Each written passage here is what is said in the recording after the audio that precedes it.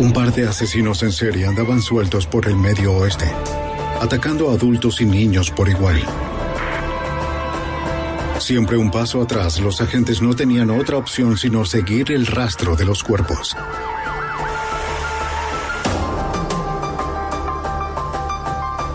A medida que la ola de crímenes se salía de control, la presión aumentaba para detener a estos asesinos. La evidencia se acumula, no tienen sospechosos evidentes. El centro de comercio es bombardeado. Ted Kaczynski es arrestado. Fugitivo a un prófugo.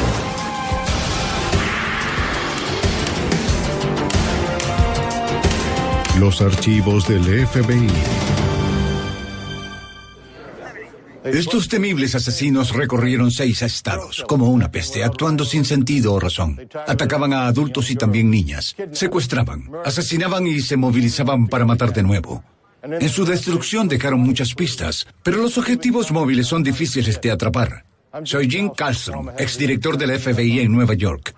Debíamos atrapar a estos asesinos que eludían a las autoridades. Esperábamos que una red de captura los llevara ante la justicia. Ola de crímenes.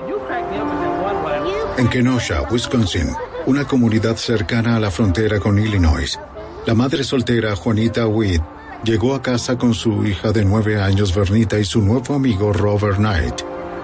Ya era un poco tarde, la noche del 29 de mayo de 1984, cuando regresaron de un día de diversión en una feria del lugar. Robert le dijo a Juanita que tenía un regalo tardío para ella del Día de las Madres en su casa, a solo unas cuadras de distancia. Le preguntó si Vernita podría ayudarlo a traerlo. Prometió que solo demoraría 1 hora. Por favor, ya regresamos. Renuente al principio, Juanita se rindió a las súplicas entusiastas de su hija. Excelente. Adiós, bebé.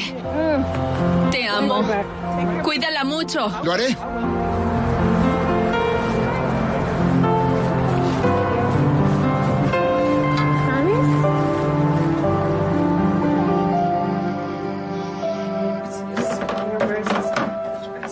Cuando se acercaba la medianoche, Robert y Vernita aún no habían regresado.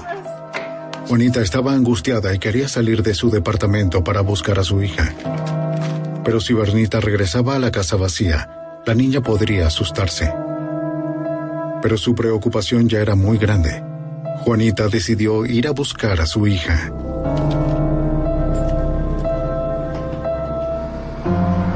Se dirigió a la dirección que Robert le había dado. Cuando llegó, su pánico se convirtió en horror. El edificio donde Robert Knight le había dicho que estaba su casa estaba abandonado.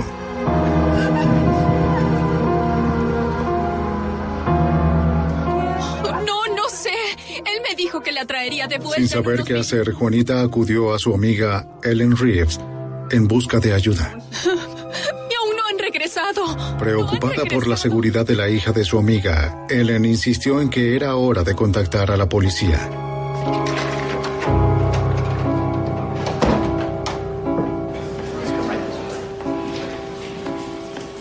Tomen asiento, por favor. Juanita le dijo al oficial que su hija, feliz y extrovertida, no se habría escapado. Cualquier información que pueda darme de él. El oficial se centró en Robert Knight. Juanita dijo que había conocido a Robert un mes antes. Él la saludó mientras paseaba por el vecindario en su bicicleta. Se hicieron amigos y Robert le habría tomado cariño a la joven Vernita. La policía no tenía registrado ningún Robert Knight. El oficial le pidió a Juanita que revisara fotografías de personas que pudieran parecerse a él. Juanita revisó 2 libros de fotos.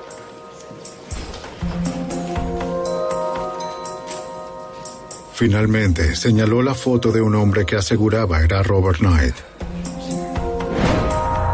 Los oficiales determinaron que la persona que Juanita había identificado como Robert Knight realmente se llamaba Alton Coleman.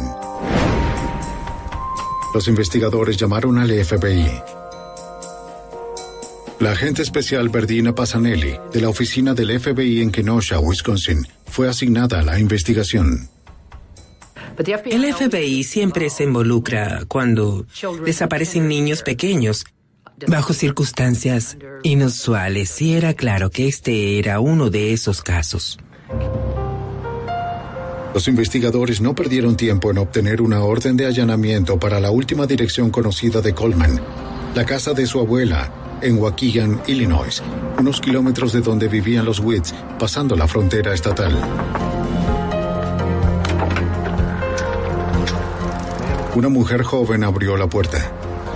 Cuando los detectives le preguntaron, ella se identificó como Deborah Brown, la novia de Coleman.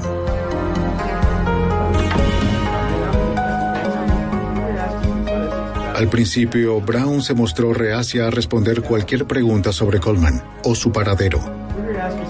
Declaró que había estado viviendo en esta casa durante un año, brindando atención domiciliaria a la abuela casi ciega de Coleman. Los investigadores insistieron.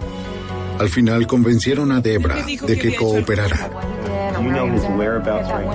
Les dijo que Coleman se había ido toda la noche, pero que regresó a su casa solo a eso de las 8 de la mañana. Había ido a cambiarse de ropa para presentarse en la corte más tarde esa mañana. Coleman había sido acusado de violar a una niña de 14 años a punta de navaja. Brown también admitió que Coleman le había dicho que había hecho algo muy malo la noche anterior, pero no explicó qué. Los investigadores esperaron en la casa que Coleman regresara, mientras que otros oficiales recorrieron la zona. No lo encontraron en ninguna parte. El FBI unió fuerzas con investigadores locales. Los detectives de Kenosha y las cercanías de Waukegan, Illinois, ya conocían la reputación de Coleman. Era un criminal violento con un pasado perturbador. Cuando supe sobre Coleman, me di cuenta que era en extremo peligroso, puesto que el Departamento de Policía de Waukegan tenía un extenso registro de arrestos suyos. Había sido arrestado unos 10 años antes por la violación de una mujer de 40 años y tenía muchas más detenciones, sobre todo por agresión, abuso sexual y violación de una niña. Y al revisar estos casos y escuchar el testimonio de los detectives que lo conocían, ya se podía visualizar el perfil de una persona cada vez más violenta.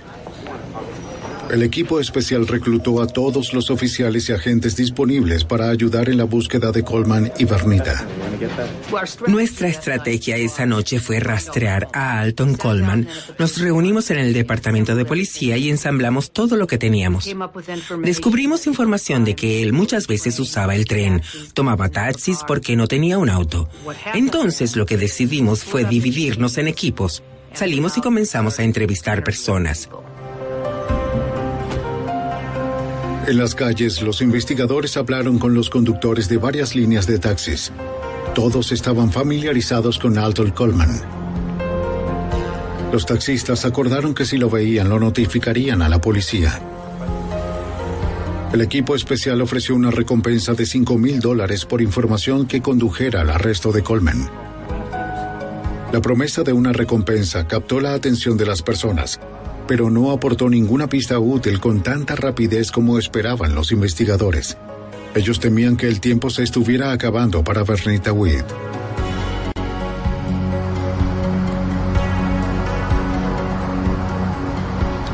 El 31 de mayo, a 2 días de la investigación, un taxista de Waukegan que conocía a Coleman del vecindario llamó para informar que estaba recogiendo a Coleman.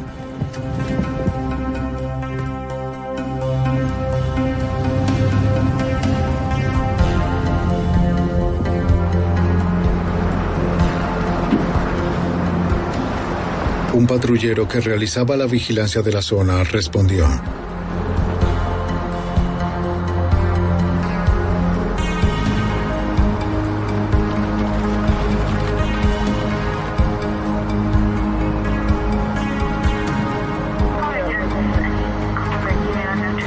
Coleman fue dejado en la casa de su hermana Terry.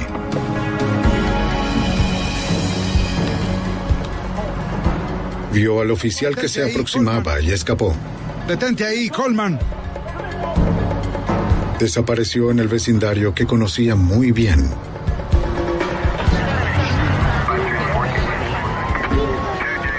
La investigación solo tenía 2 días y al sospechoso ya lo tenían al alcance.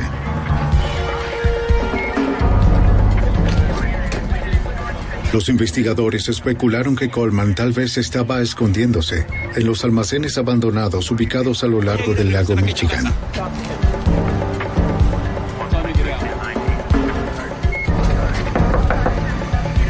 Policía de Waukegan, señora, por favor, abra la puerta. Con la esperanza de que Coleman respondiera a la voz de su hermana, los detectives la incorporaron al grupo. Aun cuando Coleman era su misma sangre, también era madre de una niña pequeña. Los agentes la convencieron de ayudarlos. Hablando con su hermano a través de un megáfono, ella le suplicó que se entregara. Alton, es necesario que salgas de donde estés y te entregues. Mientras tanto, los oficiales y agentes se dispersaron, registrando el área. Pero incluso en una zona tan controlada, encontrar a Coleman no sería fácil. El teniente Mark Hansen, del Departamento de Policía de Waukegan, fue un investigador principal del equipo especial. Esta área tiene muchos edificios abandonados, muchos conjuntos residenciales abandonados. Había muchos matorrales. Era de noche. Allí era muy fácil escapar y luego desaparecer. Esto sucedió en 1984. Para entonces no contábamos con helicópteros con luces de búsqueda, no teníamos infrarrojos y tampoco teníamos los recursos para rodear un área de ese tamaño por completo. La búsqueda continuó durante toda la noche. Pero después de 8 horas parecía que su sospechoso y su mejor oportunidad de encontrar a Bernita de 9 años se les había escapado de las manos. Desesperados por encontrar pistas, los investigadores saturaron los medios locales con detalles sobre el secuestro. La televisión y los periódicos publicaron fotografías de Bernita Witt, solicitando a cualquier persona que tuviera información que contactara al equipo especial. La noticia se extendió con mucha rapidez. Los investigadores se vieron inundados de avistamientos de Coleman por parte del público. La mayoría eran callejones sin salida. Pero un taxista que vio la foto de Bernita en las noticias se puso en contacto con el equipo especial. Recordaba haber recogido a Coleman y a la niña la noche de su desaparición. Él había asumido que eran padre e hija. El taxista los dejó antes de la medianoche cerca de un depósito de chatarra en la sección industrial de Waukegan. Sí, esa noche en particular. ¿A dónde los llevó? Los investigadores visitaron al gerente nocturno del depósito de chatarra. Hola. Soy el detective Hanson de la policía de Waukegan. Aquí está mi tarjeta. Les dijo que de hecho había visto a un hombre con una niña en la noche en cuestión. Sí, estaba con una niña pequeña caminando quizás por allá. Recordó que cerca de la medianoche los dos habían caminado tomados de la mano por la puerta lateral. En realidad no pudo ver el rostro del hombre, pero sí notó que él tenía una manera inusual de caminar. Una característica que los conocidos de Coleman habían descrito. El gerente nocturno identificó a la niña como Bernita Witt. Este hecho fue suficiente para permitir que el FBI emitiera una orden federal para Alton Coleman. Él se había llevado a Bernita atravesando fronteras estatales. También fue la última vez que alguien vio con vida a Bernita Witt. El equipo especial respondió con otra búsqueda masiva. Teníamos unos 150 agentes y detectives del FBI, tanto de Kenosha 7A como de Waukegan. Hicimos una búsqueda metódica en donde Coleman se le vio por última vez con Bernita. Esto incluyó el uso de perros que buscaron en el depósito de chatarra, búsqueda casa por casa y en los edificios abandonados en toda el área del centro de la ciudad, y no encontramos nada.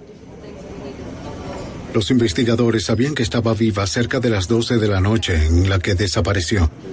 También sabían que Coleman estaba solo a la mañana siguiente a las 8 de la mañana, mientras se preparaba para su aparición en la corte. La pregunta era, ¿qué le pasó a Bernita durante ese lapso de 8 horas? El agente especial del FBI, Jeff Shower, estaba en el equipo especial. Se esforzó para tratar de encajar las piezas. ¿Qué tan lejos pudo viajar con esta niña? Ella tal vez ni siquiera estuviera en Waukegan. Podría estar en otra ciudad, pero sabíamos que cuanto más esperáramos, todo podía tornarse mucho más sombrío. Coleman y Vernita parecían haberse esfumado. La noche del 19 de junio, 3 semanas después de la desaparición de Vernita, los investigadores recibieron una llamada de un hombre en Waukegan, que estaba en un edificio abandonado buscando chatarra para vender. En el segundo piso de los apartamentos derruidos, hizo un descubrimiento espantoso. El cuerpo de una niña yacía en el piso del baño. Alton Coleman, el principal sospechoso del FBI en el secuestro de Vernita Weed, de 9 años, de su casa en Kenosha, Wisconsin, seguía prófugo. A medida que la búsqueda de Coleman se intensificaba, un hombre que buscaba chatarra en un edificio abandonado en Waukegan, Illinois, se encontró con el cuerpo sin vida de una niña pequeña. El equipo forense llegó al edificio. Es aquí. Debajo de una manta, envuelta en una chaqueta masculina de pana, los investigadores encontraron a la niña. Sus manos, pies y cuello estaban atados con un cable de televisión. Por su avanzado estado de descomposición no pudo confirmarse su identidad, pero el agente especial Jeff Showers creía haber encontrado el cuerpo de Vernita Weed. La ropa coincidía con la descripción que la madre nos había dado. Aún llevaba los broches para el cabello que coincidían con lo que su madre había descrito que llevaba puesto esa última vez. También llevaba puesta una chaqueta de nylon verde. En el bolsillo de la chaqueta había boletos de una feria y sabíamos por una entrevista a su madre que la noche en cuestión Alton Coleman había llevado a Vernita Weed a la feria local. Mientras que los investigadores sospechaban que el cuerpo era de Vernita Weed, correspondía al equipo forense probar que esos restos eran los suyos. También necesitaban encontrar evidencia que pudiera señalar al asesino de forma concluyente. A partir de la ubicación del cuerpo, comenzaron el registro en círculos concéntricos, recogiendo cualquier cosa que pudiera usarse como evidencia. Los investigadores revisaron las paredes y marcos de las puertas en un esfuerzo por encontrar huellas. Deduciendo que quien movió el cuerpo a la habitación tuvo que entrar en contacto con la puerta. La sacaron de sus bisagras y la enviaron a los laboratorios del FBI en Washington, D.C. Bajo los microscopios del laboratorio, los forenses del FBI detectaron una huella digital en la puerta. Su comparación con las muestras que tenían en el archivo fue concluyente. La huella encontrada provenía de Alton Coleman.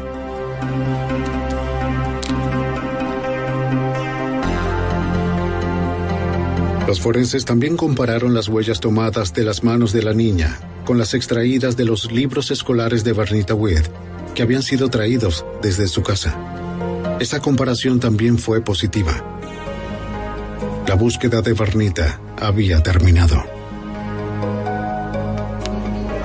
Los investigadores ahora tenían suficiente evidencia para emitir otra orden de arresto para Alton Coleman. Esta vez era por el asesinato de Vernita Weed. Ya sabíamos entonces que Alton Coleman era responsable de la muerte de esta niña y ahora no solo teníamos un secuestrador, sino también a alguien que había cometido un asesinato. Mientras se hacía la autopsia para determinar la causa exacta de la muerte de Vernita Weed, un noticiario de televisión llamó la atención del agente Showers y el detective Hanson. Esta terrible noticia, Derek. Era una noticia sobre una niña que habían encontrado asesinada en Gary, Indiana. El agente Showers, creo que de inmediato, pensó que podría haber alguna conexión con Coleman. ¿Qué fue lo que ocurrió? En el reportaje también se mencionó algo que los investigadores encontraron perturbador. Eran 2 asesinos, y el segundo sospechoso fue descrito como una mujer negra. Los investigadores de inmediato sospecharon de la novia de Coleman, Deborah Brown, que no había sido vista en semanas. ¿Podemos ver el mapa? Si los investigadores tenían razón, Alton Coleman y Deborah Brown habían recorrido 145 kilómetros desde el vecindario de su ciudad. Se estaban desplazando y estaban dejando cadáveres en su camino. Forma de transporte, y entonces así...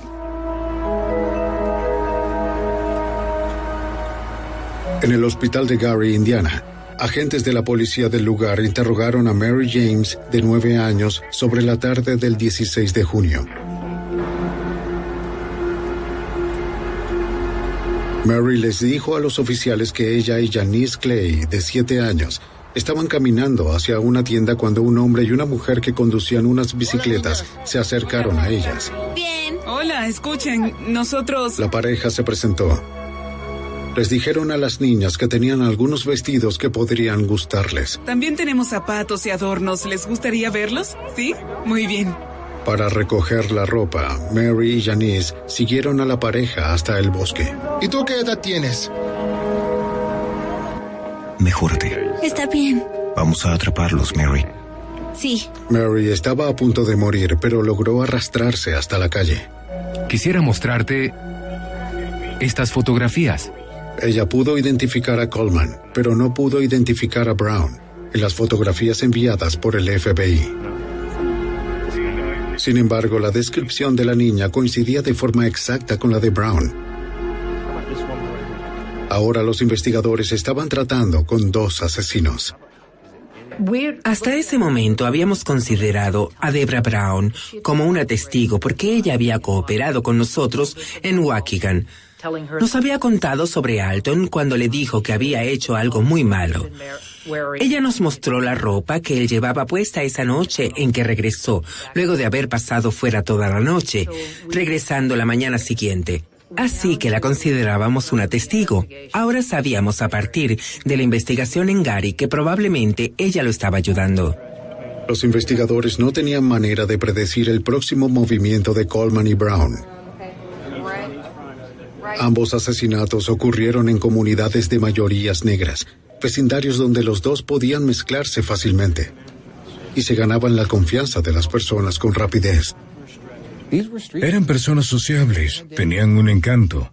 No tenían que hacer ningún esfuerzo, siempre había sido algo muy sencillo para ellos. En la búsqueda de cualquier cosa que pudiera ayudarlos a localizar y detener a los asesinos, los investigadores consultaron a un especialista en perfiles de comportamiento del FBI. Para el especialista, los problemas legales de Coleman en Waukegan dieron lugar a esa escalada en su patrón de violencia. El hecho de haberse llevado a Bernita la noche anterior a una comparecencia en la corte por la violación de una adolescente de 14 años y de haberla secuestrado y asesinado después, lo vio como la indicación de que estaba respondiendo al estrés de su comparecencia en la corte, por lo que él continuaría asesinando por causa de la ira, el estrés y la furia. Los investigadores tenían motivos para temer que los 2 asesinatos fueran solo el comienzo de una feroz ola de crímenes. Para capturar al asesino en serie, el experto en perfiles sugirió una campaña nacional masiva de medios dirigida a las comunidades negras.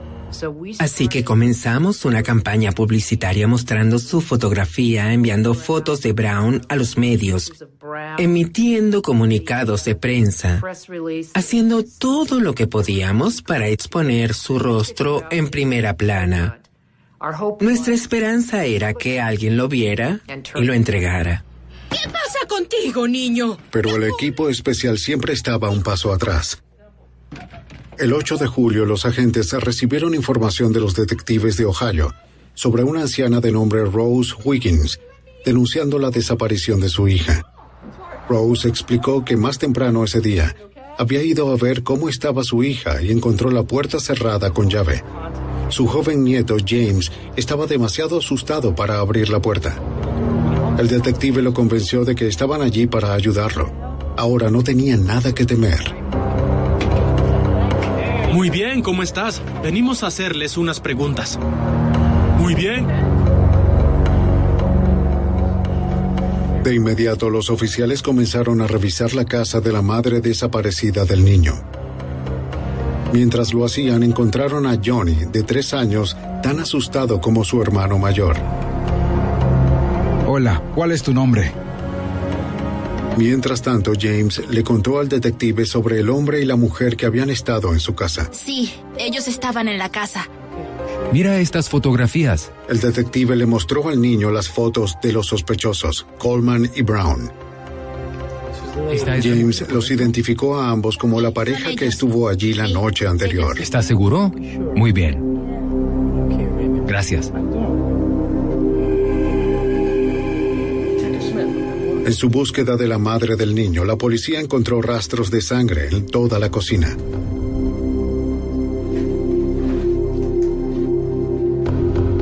Los rastros conducían al sótano. Sin saber quién o qué les esperaba, los investigadores siguieron el macabro rastro.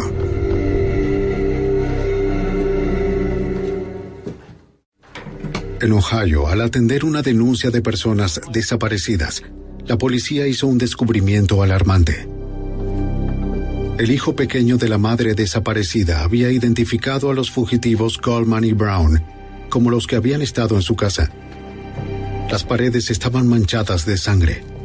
Procedieron con cautela sin saber si los sospechosos aún estarían acechando en el sótano sombrío.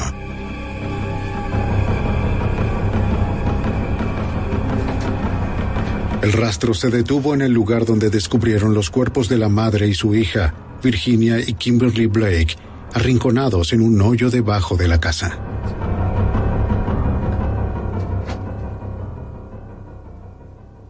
Coleman y Brown no sabíamos dónde estaban y la violencia ligada a estos asesinatos y a las escenas del crimen se intensificaron. Los oficiales continuaron su búsqueda en la creencia de que sus sospechosos aún podrían estar en algún lugar de la casa. Pero parecían haber escapado, aunque dejando evidencias inequívocas, como mechones de cabello rizado. Tranquilo. James le contó a los investigadores que su madre Virginia había conocido a Coleman y a Brown más temprano ese día.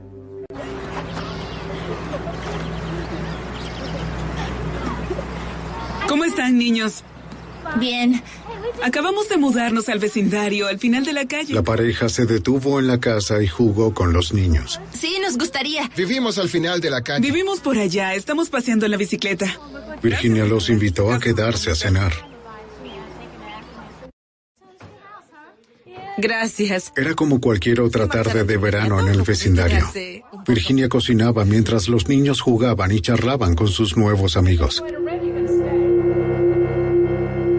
James, de 8 años, vio cómo Coleman tomaba un cuchillo del mesón y lo guardaba en el bolsillo trasero. La cena está lista. ¡Qué bueno! A comer.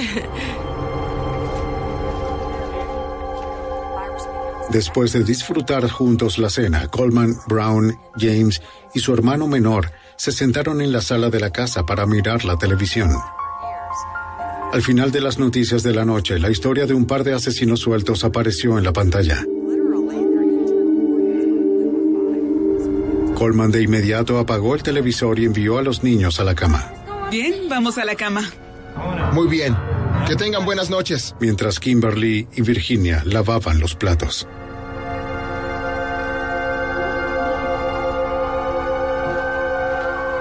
Consciente de la creciente atención de los medios, Coleman se dio cuenta de que él y Deborah necesitaban cambiar su aspecto. Encontró unas tijeras y se cortó el cabello.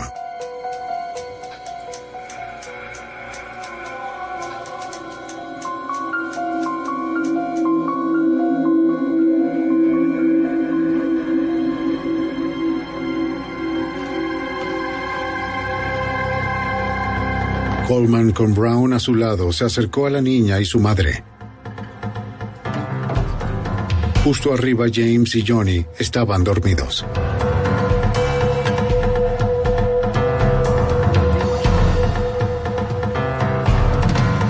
¿Qué están haciendo? ¿Qué están haciendo? ¿Qué hacen? Arrastraron a la mujer asesinada y a su hija escaleras abajo y las pusieron en un hoyo. La presión iba en aumento. se estaba volviendo cada vez más estresante porque aquí estábamos, por cuarta vez, ya acercándonos a ellos solo para descubrir más cuerpos. La táctica de Coleman y Brown estaba pensada para atrapar a las víctimas con la guardia baja. Trata de recordar. Cuando alguien llega a tu casa en bicicleta, piensas que es un vecino. Si están caminando, puede ser un poco sospechoso, pero si van en bicicleta, son del vecindario. De inmediato bajas la guardia. Las noticias de la madre y la hija asesinadas horrorizaron a la comunidad. La naturaleza salvaje de los asesinatos hizo que el FBI agregara una 11ª posición en su lista de los 10 fugitivos más buscados. Eso ocurría rara vez. La posición número 11 estaba reservada a asesinos particularmente perversos, una descripción muy adecuada para Coleman y Brown. La magnitud de la importancia de esto es tal que hay 10 que son peligrosos, pero solo uno es tan peligroso que sin haber espacio para uno más, hacemos una excepción para que sea el número 11. Con toda la atención de los medios de comunicación nacionales sobre la pareja, sería difícil para ellos permanecer en el anonimato. Para resolver casos de fugitivos o encontrar personas, no hay nada mejor que la publicidad, porque todo lo que se necesita es la llamada telefónica de una persona que dice: vi la fotografía y sé que es esta persona. Las llamadas telefónicas se recibían con más frecuencia y rapidez que nunca. Cualquier delito que coincidiera con la táctica de los sospechosos se dirigía hacia el cuartel del equipo especial. Con suerte podrían lograr adelantarse un paso a los fugitivos. Los investigadores estaban seguros de que Coleman y Brown se cansarían de una vida fugitiva y regresarían a un territorio familiar. Los agentes contactaron a todos los que estaban asociados a ellos en Waukegan. Nos pondríamos en contacto con ellos y les haríamos saber que aún los buscábamos. Iríamos y les diríamos que Alton y Debra estaban implicados en otro caso de asesinato con la esperanza de que eso los pusiera un poco más de nuestro lado. El 13 de julio, los investigadores locales respondieron a una llamada angustiante de emergencia desde un suburbio de Cincinnati, Ohio. Michelle Stone informó a los oficiales lo que sucedió ese día. Sí, los dos eran jóvenes y uno...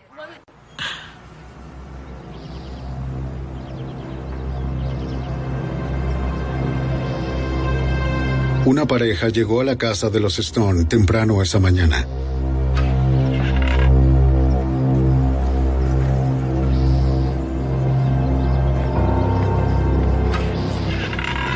Le dijeron al padre de Michelle, Jack Stone, que estaban interesados en comprar su remolque que estaba a la venta estacionado en la entrada. Tiene todos sus accesorios, es un buen remolque. La esposa de Jack, Anna, se reunió con ellos en el porche. Mientras Jack y Anna charlaban con ellos, Michelle se fue a trabajar. Vemos luego. ¿Vendrás a cenar? Sí, claro. Está bien. Adiós. Cuídate, hija. Hasta luego. Adiós. Eso es todo lo que recuerdo. En realidad nunca los vi. Cuando llegó a casa más tarde ese día, Michelle notó que las bicicletas en las que la pareja había llegado aún estaban en el jardín.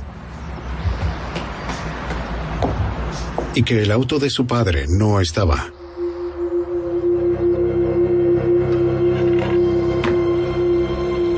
¿Mamá? Dentro descubrió que la casa de sus padres había sido destrozada. ¡Mamá! Ella llamó a su madre y a su padre. Al no recibir respuesta, su mente comenzó a acelerarse mientras atravesaba los vidrios rotos y apartaba los muebles desordenados en la habitación. ¡Papá!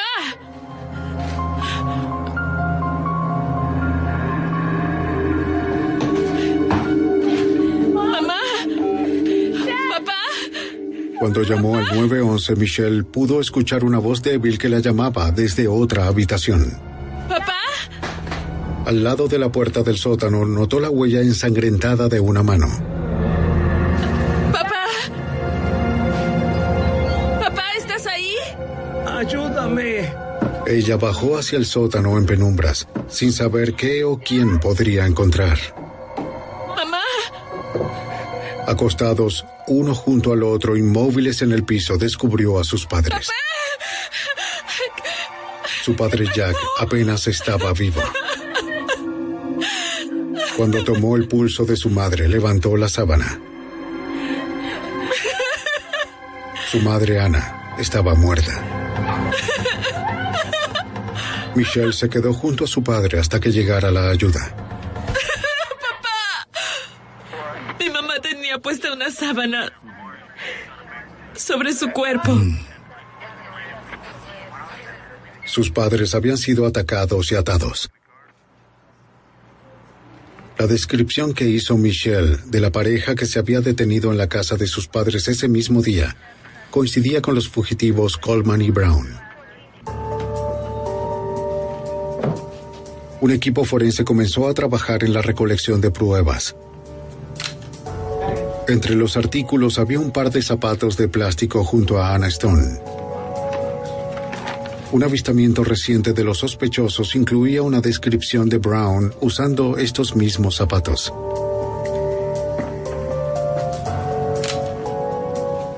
Los forenses de la escena del crimen también recolectaron otras herramientas ensangrentadas que estaban alrededor del cuerpo. Más tarde, los investigadores confirmaron que la palanca se usó para matar a la señora Stone. Las huellas de Coleman estaban por todas partes. Él no hizo ningún intento de ocultar sus crímenes, pero no había nada que sugiriera hacia dónde se habían dirigido. Eran callejones sin salida. Cada vez que encontrábamos un cuerpo, ya se habían ido. No tenías idea dónde irían. No dejan indicadores de quién será su próxima víctima. Si querían algo sexual, podían secuestrar a un niño. Si necesitaban un vehículo, podían atacar a un adulto. Tan solo no lo sabíamos. El crimen contra los Stone demostró que la pareja también podía ganarse la confianza de personas fuera de los centros urbanos negros, donde habían encontrado a sus primeras 4 víctimas. Este descubrimiento solo complicó la investigación. Coleman podía encajar en cualquier lugar. Podían llegar en una bicicleta y comenzar a conversar, y él buscaría participar en un juego de cartas. Otras veces podían responder, querían comprar algo o tenían algo en venta. Él era una persona en extremo hábil, un verdadero estafador, y las personas confiaban en él. Además, viajaba con una mujer, por lo que las personas no sospechaban en lo más mínimo de él, como deberían haberlo hecho. Aunque la furia de Coleman continuó intensificándose, su habilidad para encantar a más víctimas se mantenía constante y no mostraba ningún signo de que se cansara de matar.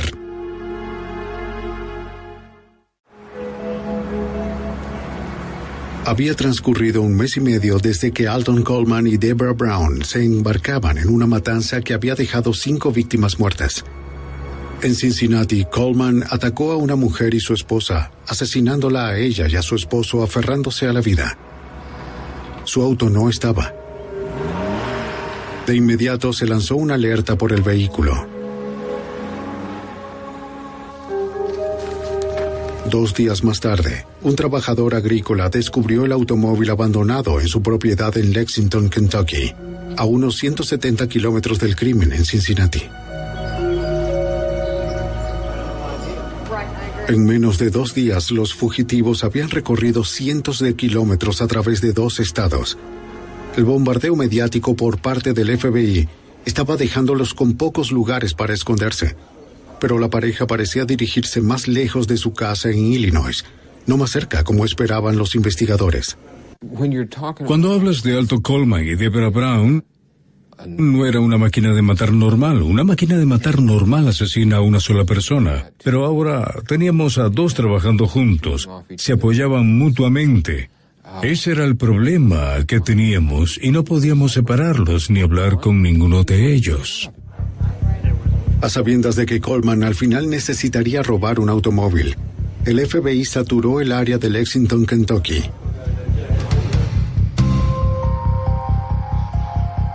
No tuvieron que esperar mucho por señales de que Coleman aún estaba en la ciudad. En el estacionamiento de un hotel, el profesor Oline Carmichael fue agredido y su automóvil robado. Una pareja lo obligó a entregar su dinero y las llaves del auto.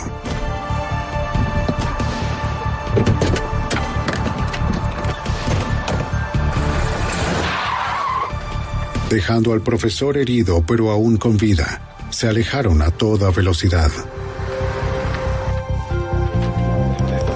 Después de recibir atención médica, la policía le pidió a Carmichael que observara imágenes policiales que incluían a los fugitivos más buscados del FBI. Sin vacilar, señaló a Coleman y a Brown. El FBI estaba ahora a solo unas pocas horas detrás de los fugitivos. Se emitió una solicitud de búsqueda para el auto de Carmichael. En cuestión de horas, recibieron una respuesta. Provenía de la policía de un pueblo de Ohio cerca de la frontera con Kentucky. El auto del profesor fue encontrado abandonado detrás de algunos edificios vacíos. Coleman y Brown, sin embargo, no estaban a la vista. Para los agentes experimentados, encontrar el auto en Ohio significaba que Coleman y Brown probablemente estarían de regreso a casa. Nuestro instinto nos decía que él iba a volver a casa. Puede que no regresara a Waukegan, pero quizás iría a un lugar en el que se sintiera cómodo. Él nunca había estado en Gary, Indiana. Nunca estuvo en Detroit. Tampoco en Toledo. Él nunca había estado en Cincinnati, Dayton, Ohio, Lexington o Kentucky. En algún momento, él se iba a cansar y querría volver a lo conocido. O en algún lugar donde se sintiera cómodo. De inmediato, el FBI preparó una red para atraparlo. Agentes y agentes policiales de varios estados unieron fuerzas para rastrear a Coleman y a Brown, mientras se dirigían a su casa en Illinois. Los informes de vehículos robados o de asaltos recibían atención inmediata. Adelante. ¿Cómo está, señora? Soy el oficial de patrulla. Un oficial en Dayton, Ohio, respondió a un reporte que involucraba un asalto y un automóvil robado. Fue una jovencita. Venga conmigo, permita que el médico lo atienda. La llamada provino de una pareja de ancianos, el reverendo y la señora Gay. El reverendo Gay había sido golpeado salvajemente. Venga, por favor, para que puedan revisarlo. La señora Gay le dijo al oficial que una pareja joven, que habían conocido semanas antes, irrumpió en su casa. Después de golpearlos, los atacantes exigieron las llaves de su camioneta. Según la descripción, los atacantes fueron Coleman y Brown. Llegaban nuevas pistas a un ritmo vertiginoso. Coleman y Brown aún estaban fuera de su alcance.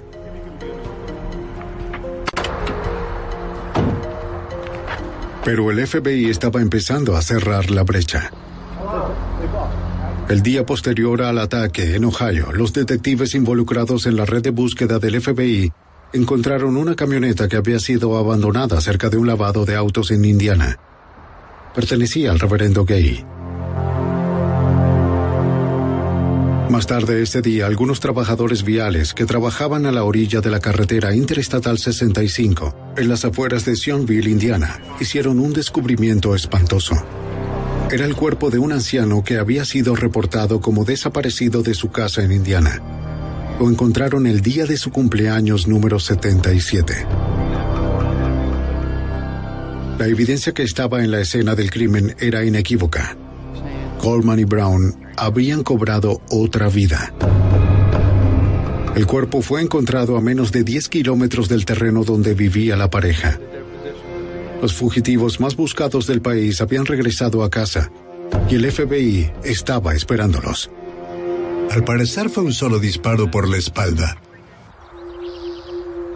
Durante 7 semanas, Coleman y Brown atacaron y mataron a víctimas en 6 estados diferentes. Mientras los investigadores trabajaban en las escenas del crimen, decenas de oficiales y agentes del lugar organizaron una redada para atraparlos en su camino de regreso a sus hogares en Illinois. La agresiva campaña mediática estaba haciendo impacto. El 20 de julio en Evanston, Illinois, un hombre avistó a Alton Coleman con Deborah Brown en el parque Mason.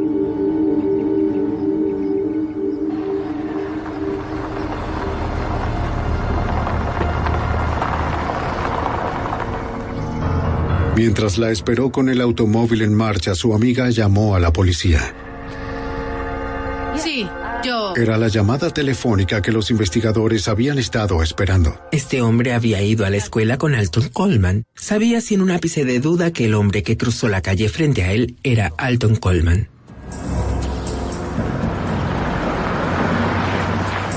La policía de Evanston respondió.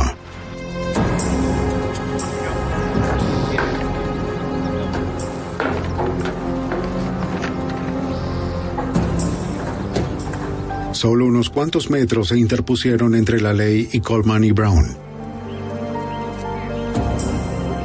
Con sorprendente facilidad pudieron acorralar a Coleman. Él insistió en que tenían al hombre equivocado. Un segundo par de oficiales rodeó a Brown. Cuando se le preguntó, ella dio un par de nombres diferentes para ella y Coleman. ¿Cuál es su nombre? Trina Williams. Después de encontrar un cuchillo y una identificación falsa, los agentes llevaron a Alton Coleman a la estación de policía. A las otras unidades, cuando atrapen a la mujer, puede tener un arma en su bolsa. Asegúrense de revisarla muy bien y con cuidado. Al revisar el bolso de Brown, se descubrió una pistola calibre .38. 523-607, encuentren. El arma era todo lo que necesitaban para esposarla y arrestarla. ¿Es todo? No tengo armas. No estoy armada. Dos de los criminales más buscados por el FBI fueron arrestados sin incidentes. Después de casi 2 meses, la violenta locura había terminado. Coleman siguió insistiendo en que no había estado en ninguno de los lugares donde ocurrieron los asesinatos, pero la evidencia forense recopilada durante las últimas 7 semanas demostró lo contrario. Alton Coleman fue acusado por el delito federal de secuestro de Vernita Witt, seguido de cargos de homicidio en otros 3 estados. Deborah Brown también fue acusada por su papel en los asesinatos.